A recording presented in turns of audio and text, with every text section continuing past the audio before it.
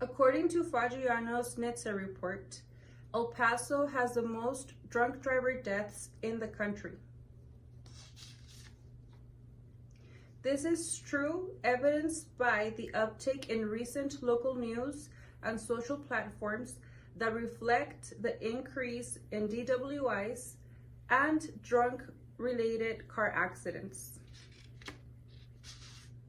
Do not drink and drive. It's illegal. You can harm yourself and you can harm others.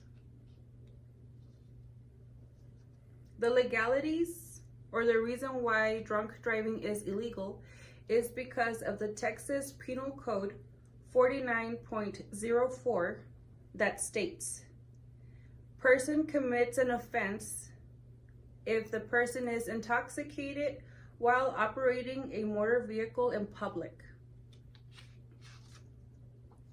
The Texas Department of Transportation states that you are legally intoxicated in Texas if your blood alcohol concentration is 0.08 or greater, and according to the ECFR, you are breaking the law as soon as alcohol affects your driving abilities.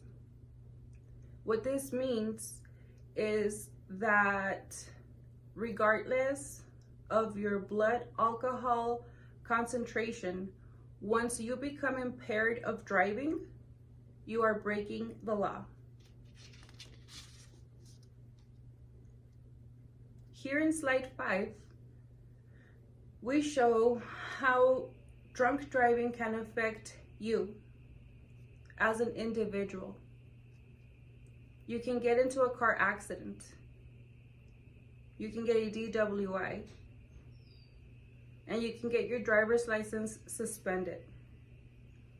From Good Hire's journal, DUI and background checks, what it means for employment, it states that a DUI will prevent you from passing a background check. Depending on your line of work, a DUI can also leave you jobless.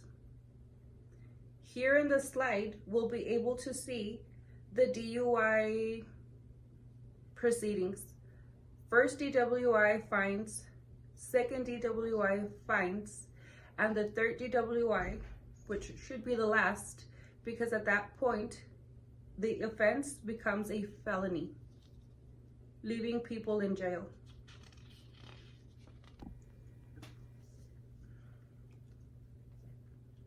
Slide 6 shows how drunk driving can affect others. And this is by the worst means possible. The worst way that a drunk driver can affect others is by taking away their life. Drunk driving leads to alcohol-related fatalities. The statistics on this slide also come from Fagiano's 15 US countries with the worst drunk driving problems. And it states that 13% of alcohol-related fatalities occur to the passengers. 15% happen to occupants of other vehicles. 11% affect non-vehicle occupants. This means people who just happen to be walking by, cyclists, kids going to the park. In total of the 3 statistics mentioned, 10% of the fatalities were children under the age of 14. These are people who were not out drinking, who were probably on their way to work. Innocent people whose lives was taken away from by a drunk driver.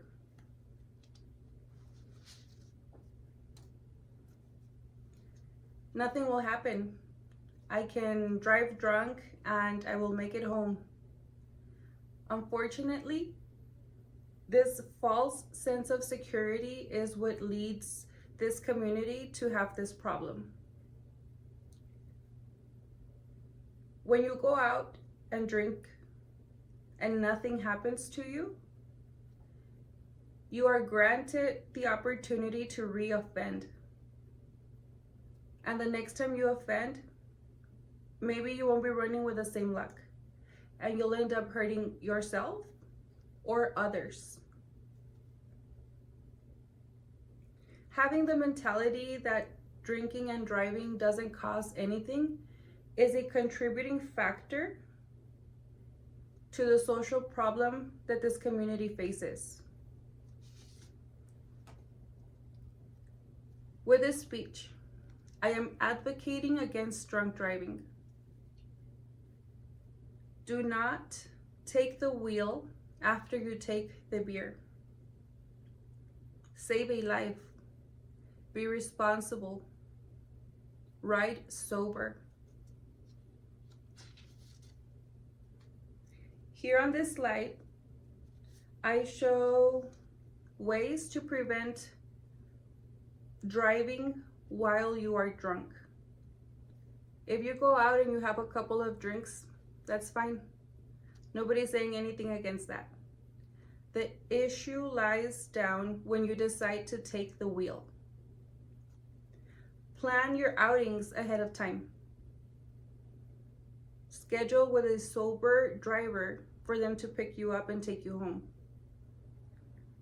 If you didn't plan ahead of time, you can still call somebody. Call somebody that loves you and let them know that you need a drive home. Uber.